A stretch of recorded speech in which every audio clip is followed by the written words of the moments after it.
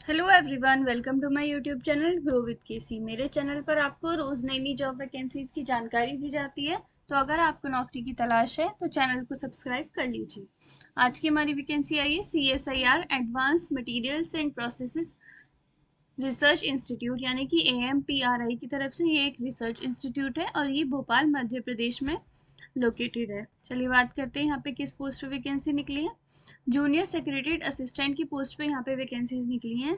देखिए CSIR के बहुत सारे इंस्टीट्यूट हैं और वहाँ पे अलग अलग वैकेंसीज निकलती रहती हैं। जूनियर सेक्रेटरीट असिस्टेंट की तो बहुत सारी वैकेंसीज निकल चुकी हैं पहले भी और आगे भी निकलती रहेंगी, और सबका सिलेबस एकदम सेम होता है, सबका पैटर्न एकदम सेम होता है। तो आप इनके लिए आसानी से अप्लाई कर सकते हैं। एक के लिए प्रिपेयर करेंगे तो आप सब में अप्लाई कर सकते हैं। ऑनलाइन एप्लीकेशन फॉर्म आपके यहाँ पे 26 अप्रैल से फिल होना स्टार्ट हो चुके हैं। लास्ट डेट इसकी आपकी 17 मई दी गई है। यहाँ पे जूनियर सेक्रेटरीट असिस्टेंट की अलग अलग पोस्ट होती हैं। एक है आपकी जूनियर सेक्रेटरीट असिस्टेंट जनरल की पोस्ट। यहाँ पे आपकी टोटल 7 पोस्ट यहाँ पे है। यहाँ पे आपको पे लेवल 2 की सैलरी मिलने वाली है, जो कि 19,900 से लेके 63,200 तक आपकी हो सकती है। इनिशियली आपको जो है 36,220 रुपीज़ पर मंथ दिए जाएंगे, और यहाँ पे आपकी मैक्सिमम एज लिमिट 28 ईयर्स दी गई है। सेकेंड पोस्ट है आपकी junior secretariat assistant finance and accounts की। यहाँ पे आपकी एक ही पोस्ट है और पे लेवल 2 की ही सैलरी यहाँ पे आपको मिलने वाली है। मैक्सिमम एज लिमिट यहाँ पे भी आपकी 28 ईयर्स दी गई है। थर्ड पोस्ट है आपकी junior secretariat assistant store and purchase की। यहाँ पे भी आपकी एक ही पोस्ट खाली है और पे लेवल 2 की सैलरी आपको मिलेगी। 28 ईयर्स यहाँ पे आपकी मैक्सिमम एज लिमिट यहाँ पे दी गई है। असेंशियल क्वालिफिकेशन की बात कर लेते हैं। इसके लिए आप 12th पास होने चाहिए और आपकी कंप्यूटर की टाइपिंग स्पीड अच्छी होनी चाहिए, जो कि बेसिकली अगर आप इंग्लिश से हैं तो आपकी 35 वर्ड पर मिनट की स्पीड होनी चाहिए, और अगर आप हिंदी की टाइपिंग करते हैं तो आपकी 30 वर्ड पर मिनट की स्पीड यहाँ पे होनी चाहिए। ये इन्होंने जॉब रिक्वायरमेंट बताई है, तो इसको आप देख लीजिएगा।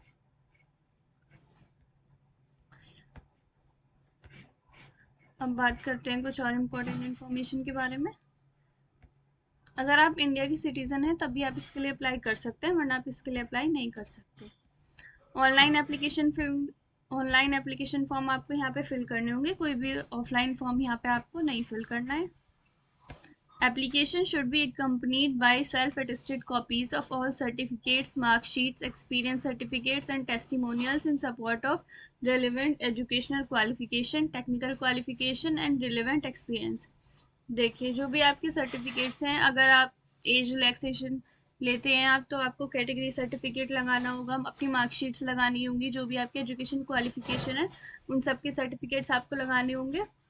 और अगर आपको कोई किसी तरीके का एक्सपीरियंस है तो आप उसके सर्टिफिकेट भी यहाँ पे लगा सकते हैं। और ये देखिए कि इन्होंने self attested copies of all certificates बोला है, तो आपको अपने सर्टिफिकेट्स पे पेंसिल से साइन कर देने हैं, तब उसकी फोटो क्लिक करके तब आपको यहाँ पे अपलोड करनी है। मैं आपको सब कुछ नहीं बता रही हूँ, जो जो इम्पोर्टेंट पॉइंट्स है मैंने वही हाईलाइट किया और मैं आपको वही बताऊंगी। डिटेल नोटिफिकेशन आप पढ़ सकते हैं। मैं आप इसका लिंक आपको अपने डिस्क्रिप्शन बॉक्स में दे दूंगी, तो आप वहाँ से आप इसको डाउनलोड करके पढ़ सकते हैं। सिलेक्शन प्रोसीजर देख लेते हैं। The candidates fulfilling all necessary eligibility criteria will be invited for an open competitive written examination and proficiency in typing test on computers.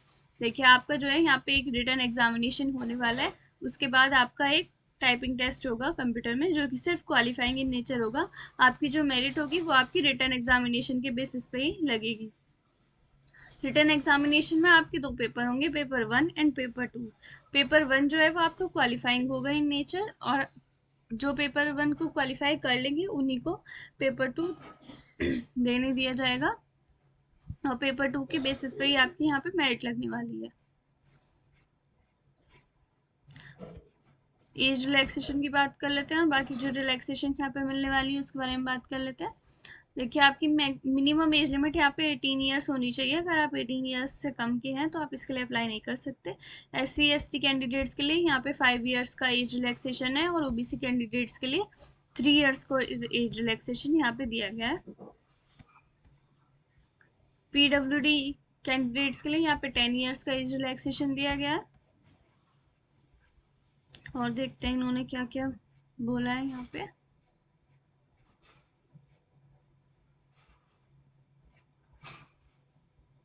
How to apply. Candidates are required to apply online only through the website. ये इनकी official website है, इसका link मैं आपको description में दे दूंगी, आप वहाँ से जाके अप्लाई कर सकते हैं। इसके अलावा कोई भी तरीका नहीं है अप्लाई का, आपको सिर्फ ऑनलाइन ही अप्लाई करना होगा। Candidates applying for the post of Junior Secretariat Assistant must indicate their preference of post indicating the post code in the application form। देखिए जो मैंने आपको ऊपर पोस्ट बताई थी कि ये पोस्ट है, ये पोस्ट है, ये पोस्ट है, सबके नीचे उनके पोस्ट कोड लिखे हुए हैं। तो आपको जो है जब आप अपना एप्लीकेशन फॉर्म फिल करेंगे तो आपसे आपकी प्रेफरेंस पूछी जाएगी कि इन तीनों में से आपको प्रेफरेंस क्या है, तो आपको वो प्रेफरेंस फिल कर देनी है और आपको इन सभी के लिए अप्लाई करने के लिए एक ही फॉर्म फिल करना होगा। ये नहीं है कि आपको सबके लिए अलग अलग फॉर्म फिल करना है। एप्लीकेशन फीस यहाँ पे आपकी 500 रुपीज़ होने वाली है। SC ST PWD वुमेन और एक्स सर्विसमैन के लिए यहाँ पे कोई भी फीस नहीं है।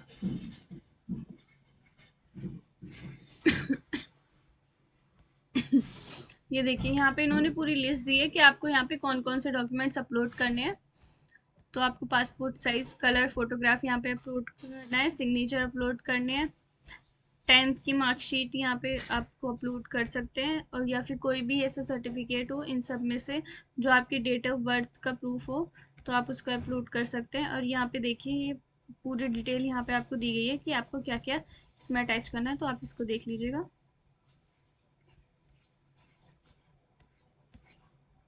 रिटन एग्जामिनेशन का पैटर्न मैं आपको बता देती हूँ। देखिए सबसे पहले बात करते हैं मोड ऑफ एग्जामिनेशन की। तो या तो आपका OMR बेस्ड एग्जाम होगा या फिर आपका कंप्यूटर बेस्ड ऑनलाइन एग्जाम होगा। इसमें आपके MCQ टाइप के क्वेश्चंस आपसे पूछे जाएंगे। मीडियम ऑफ क्वेश्चंस आपका रहेगा इंग्लिश और हिंदी दोनों में। सिर्फ जो इंग्लिश सब्जेक्ट के क्वेश्चंस है वो आपसे सिर्फ इंग्लिश में पूछे जाएंगे, बाकी जो सब्जेक्ट के क्वेश्चंस है वो आपसे इंग्लिश और हिंदी दोनों में पूछे जाएंगे। क्लास 12th के लेवल का एग्जाम ये आपका होने वाला है। टोटल इसमें आपके 200 क्वेश्चंस आपसे पूछे जाएंगे और आपको 2 आवर्स एंड 30 मिनट्स यानी कि 2.5 घंटे का टाइम आपको इसके लिए दिया जाएगा। जो आपका पेपर 1 होगा उसके लिए आपको 1 घंटे और 30 मिनट का टाइम दिया जाएगा, यानी 1.5 घंटे का टाइम दिया जाएगा। इसमें आपके मेंटल एबिलिटी टेस्ट के क्वेश्चंस पूछे जाएंगे। 100 क्वेश्चंस होंगे आपके 200 मार्क्स के, यानी एक सही क्वेश्चन करने पर आपको 2 मार्क दिए जाएंगे और इसमें आपके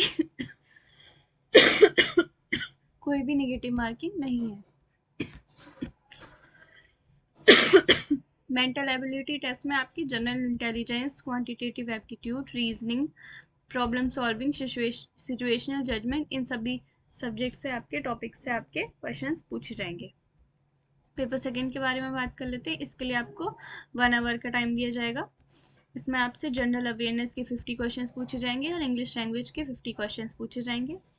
एक सही क्वेश्चन करने पर आपको 3 मार्क्स दिए जाएंगे और इसमें जो है 1 negative mark for every wrong answer, यानी कि अगर आप एक गलत आंसर देंगे तो आपका 1 मार्क कट जाएगा, यानी 1/3 यहाँ पे आपकी नेगेटिव मार्किंग है। और ऐसे ही इंग्लिश लैंग्वेज के लिए है। उसके बाद आपका यहाँ पे प्रोफिशिएंसी टेस्ट होगा। प्रोफिशिएंसी टेस्ट में आपकी अगर आप इंग्लिश में टाइपिंग करते हैं तो आपकी 35 वर्ड पर मिनट की स्पीड होनी चाहिए, और अगर आप हिंदी में टाइपिंग करते हैं तो आपकी 30 वर्ड पर मिनट की स्पीड होनी चाहिए। 10 मिनट्स का टाइम आपको टाइपिंग के लिए दिया जाएगा। बस यही थी इसके बारे में पूरी इंपॉर्टेंट इन्फॉर्मेशन। और मैं आपको बता देती हूँ कि इसमें आपका सिलेक्शन कैसे होगा। सबसे पहले आपका पेपर 1 कराया जाएगा, फिर आपका पेपर 2 कराया जाएगा। अगर आपका पेपर 1 सही है, अगर आपने उसमें उसको क्वालिफाई कर दिया तभी आपका पेपर 2 चेक होगा, वरना आपका पेपर 2 चेक नहीं होगा। पेपर 2 के होने के बाद आपका जो है यहाँ पे प्रोफिशिएंसी टेस्ट यानी कि टाइपिंग टेस्ट कराया जाएगा।